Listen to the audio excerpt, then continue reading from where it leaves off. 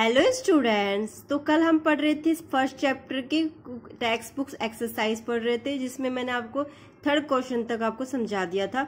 आज हम पढ़ेंगे fourth question. Arrange the following substance in increasing order of forces of attraction between the particles. इसमें दे रखे water, sugar and oxygen.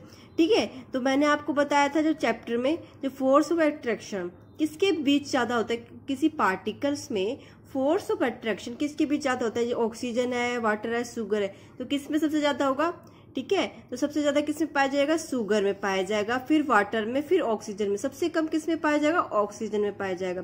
क्यों पाया जा रहा है, क्योंकि शुगर होती है वो क्या होती है, हमारी सॉलिड होती है। ठीक है, और हमने पढ़ा था जो सॉलिड सब्सटेंस होता है उसमें क्या होता है, फोर्स ऑफ अट्रैक्शन सबसे ज्यादा होता है, और गैस में क्या होता है, फोर्स ऑफ अट्रैक्शन सबसे कम होता है। और लिक्विड है वाटर, लिक्विड में क्या प्रेजेंट होगा, फोर्स ऑफ अट्रैक्शन थोड़ा मीडियम का प्रेजेंट होगा। तो देखिए, तो इसके अकॉर्डिंग तो शुगर होगा, उसमें क्या है, सबसे ज्यादा फोर्स ऑफ अट्रैक्शन प्रेजेंट है।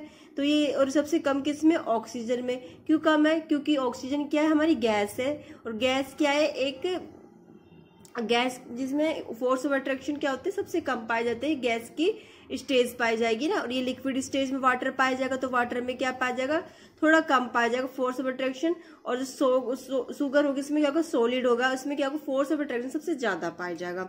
तो इसके अकॉर्डिंग हम इनको जो पार्टिकल्स होते हैं इनको सब्सटेंस को इंक्रीजिंग के थ्रू, मतलब प्रोसेस के थ्रू ऐसे रखेंगे। सबसे पहले शुगर आएगा, फिर वाटर, और सबसे कम किसमें, ऑक्सीजन में आएगा। ठीक है, आपको ये समझ में आ गया होगा। तो आपका अदर ऐसे नेक्स्ट क्वेश्चन करा जाए कि जैसे कि कौन से सब्सटेंस में सबसे ज्यादा फोर्स ऑफ अट्रैक्शन पाया जाएगा, तो आप खुद रिवाइज कर दोगे ना कि जो सबसे ज्यादा किसमें पाया जाएगा, वो सब्सटेंस अगर सॉलिड है तो उसमें क्या पाया जाएगा, फोर्स ऑफ अट्रैक्शन सबसे ज्यादा पाया जाएगा। अगर वो सब्सटेंस गैस है उसमें क्या पाया जाएगा, सबसे कम पाया जाएगा फोर्स ऑफ अट्रैक्शन। ठीक है, और लिक्विड है तो इसमें कहेगा मीडियम का पाया जाएगा फोर्स ऑफ अट्रैक्शन। लेकिन अगर उसको किसके साथ तुलना की जाए, गैस के साथ तुलना की जाए, तो सबसे कम किस में पाया जाएगा, गैस में पाया जाएगा।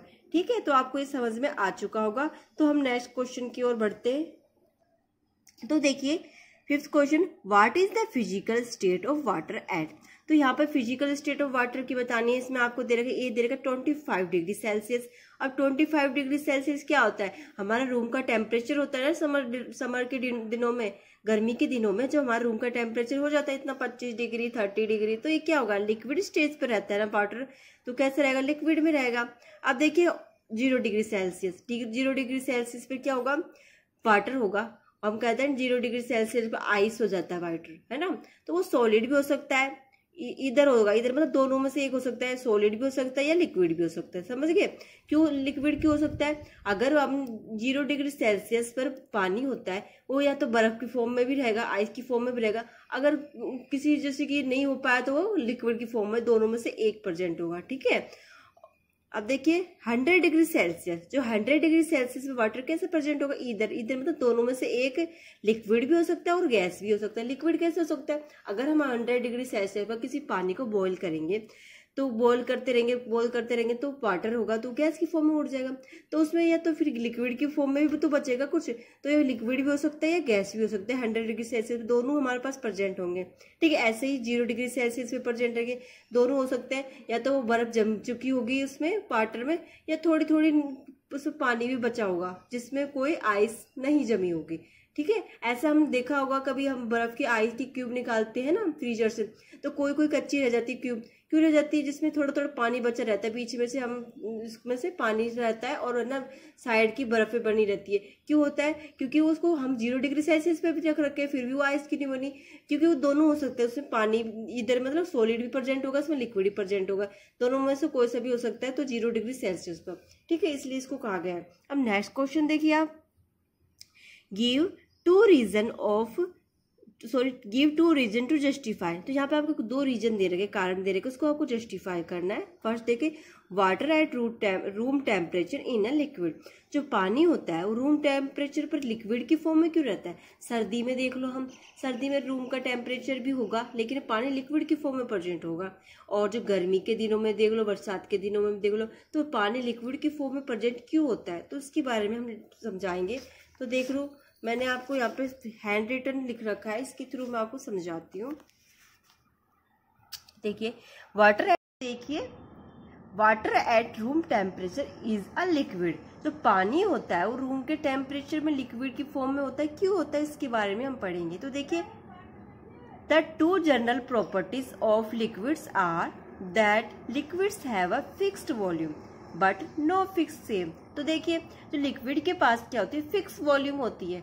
फिक्स वॉल्यूम कैसे, उसका आयतन सेम रहता है, फिक्स रहता है। जैसे मान लो मेरे पास एक गिलास पानी है, तो फिर पानी में एक गिलास को मैं किसी बर्तन में दूसरे बर्तन में डालूं, जैसे मान लो मैंने किसी में डाल दिया, एक बोतल में डाल दिया, ठीक है, बोतल में डाल दिया, बोतल से फिर मैंने कोई किसी पैन में डाल दिया पानी, है ना। तो वैसे डाल डाल के वो पानी को चेंज करती रहूंगी, लेकिन वो पानी रहेगा जो मेरे एक गिलास था वो इतना ही रहेगा, ठीक है। उसका वॉल्यूम में कोई चेंज नहीं आएगा, ना वो बढ़ेगा, बर्तन किसी जग में डालने से कुछ ज्यादा नहीं हो जाएगा, ना उसको कम होगा, ठीक है। अगर मैं उसको पानी को थोड़ा सा घेर दूंगी धरती में या किसी है ना कहीं दूसरे बर्तन डाल दूंगी, तब उसका वॉल्यूम कम होगा। लेकिन जो फिक्स वॉल्यूम होता है, क्योंकि उसका किसी दूसरे बर्तन में डालूंगी तो उसका वॉल्यूम उसकी जैसे कि इतना पानी है तो उतना ही रहेगा, वो चेंज नहीं होगा। जैसे कि छोटा बर्तन में पानी है मेरा, एक गिलास पानी, अगर मैं उसको जग में डालूंगी तो वो जग में वो उसका एक गिलास ही पानी रहेगा, ठीक है, जितना मैंने पहली मात्रा में लिया था। उससे जग में डालने से कुछ ज्यादा नहीं हो जाएगा। इसलिए क्या होता है, इसका फिक्स्ड वॉल्यूम होता है। बट नो फिक्स्ड शेप, मतलब लेकिन क्या इसकी कोई फिक्स शेप नहीं होती। कैसे नहीं होती, अगर मैं पानी के देखो, पानी की फिक्स शेप कैसे नहीं होती। पानी देखो क्या है, किसी की शेप में हो जाता है। जैसे मान लो मैंने किसी गिलास में पानी लिया तो गिलास की शेप में, बोतल में पानी लिया तो हमें लंबा लंबा दिखे, बोतल की शेप में पानी दिखेगा, है ना। अगर मैंने हाथ में पानी लिया, अपने हथेली में पानी लिया, तो हथेली में पानी कैसे दिखेगा, मेरी हथेली की शेप में दिखेगा, जैसे छोटा सा। और अगर मैंने पानी को किसी अदर ऐसे कुछ भी ऐसे बर्तन में ले लिया तो उसके शेप में कन्वर्ट हो जाएगा, ठीक है। अब मैं फ्लोर में डाल दूंगी, धरती में पानी डाल देती हूँ, है ना, फ्लोर में पानी डाल दूंगी तो फ्लोर कैसे अपना सीधा है शेप में, ठीक है।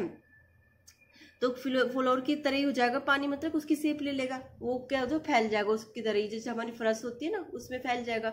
तो कैसा आता है, इसकी कोई फिक्स शेप नहीं होती, क्योंकि वो अपनी शेप चेंज करता रहता है। इसलिए क्या कहता है, इसका तो वॉल्यूम तो क्या होता है, फिक्स वॉल्यूम होता है, ठीक है, जितना पानी है उतना ही रहेगा हमारा। लेकिन जो होता है इसकी जो शेप होगी वो फिक्स नहीं होगी। Now what is the liquid at room temperature, because यहाँ पे टेम्परेचर लिख रखा है, मैंने फुल फॉर्म नहीं लिखी इसकी, एंड बिकॉज लिख रखा है, आपको समझ में नहीं आया अच्छी तरीके से। तो टेम्परेचर है और ये बिकॉज है। अब देखिए फर्स्ट देखिए इसमें, water has a fixed volume, जो पानी का होता है क्या, फिक्स्ड वॉल्यूम होता है। क्यों होता है, which does not changing it's container, वो क्या होता है किसी कंटेनर में डालने पर चेंज नहीं होता। अभी मैंने बताया था ना, गिलास का पानी मैं जग में डालूंगी तो वो बढ़ेगा नहीं, उतना ही वॉल्यूम रहेगा उसका।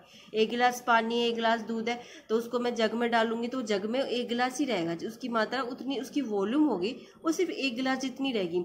उसकी किसी बड़े बर्तन में डालने से, किसी छोटे बर्तन में डालने से उसकी वॉल्यूम कम नहीं होगी। तो क्या होता है, इसका फिक्स्ड वॉल्यूम होती है।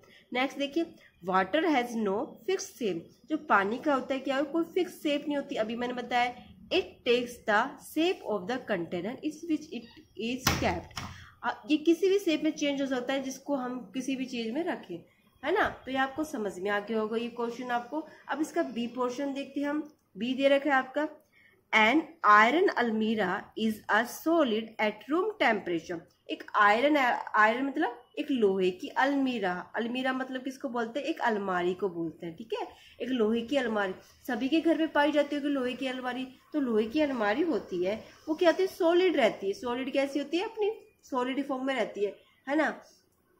एट रूम टेम्परेचर पर, किस पे, रूम टेम्परेचर। क्यों रहती है, वो भी एक मैटर हुई ना हमारी, एक मैटर वो पार्टिकल से मिलकर बनी है, लेकिन वो रूम टेम्परेचर पर सॉलिड ही क्यों रहती है। अब देखा होगा आपने घर में कोई अलमारी होगी, वो क्या होती है, जैसे आप लेकर आए हो वो उसी फॉर्म में रहेगी, ठीक है। और वो क्या है, हर जैसे समर हो, विंटर हो, है ना, रेनी डेज हो, तो उसमें क्या होगा, वो क्या होगी, सॉलिड फॉर्म में रहती है, तो है ना। और हमने चैप्टर में पढ़ा जो मैटर होते हैं वो उसकी क्या होती है, स्टेट चेंज होती रहती है, वो क्यों होती है। तो देखिए, the two general properties of solids are the solids have a fixed shape। अब देखिए सॉलिड की क्या आती है, दो जनरल प्रॉपर्टीज होती है, कैसी, एक तो क्या होती है सॉलिड की फिक्स शेप होगी, एंड अ वॉल्यूम, और क्या होगा उसका वॉल्यूम होगा ना, वो शेप वो क्या होगा, फिक्स होगा।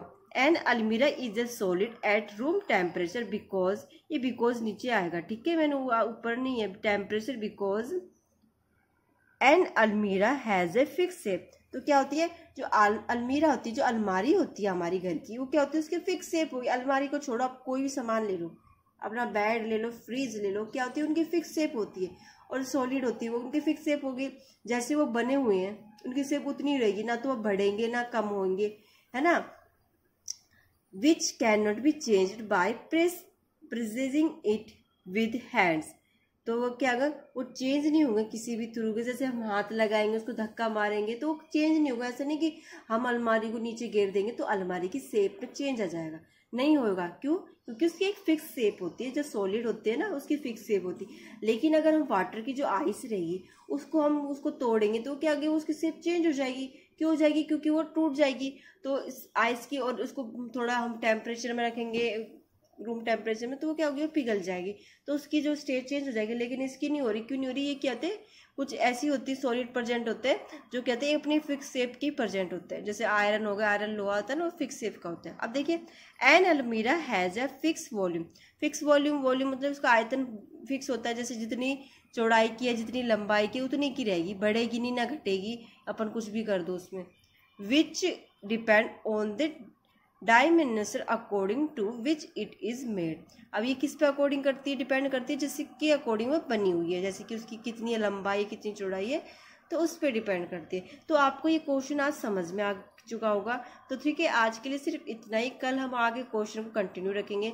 तो आपका जो होमवर्क है, जो मैंने आपको जो क्वेश्चन कराए, इसको अपनी नोटबुक में नोट डाउन कर लेना है और उसको लर्न कर लेना है। ठीक है, तो थैंक यू।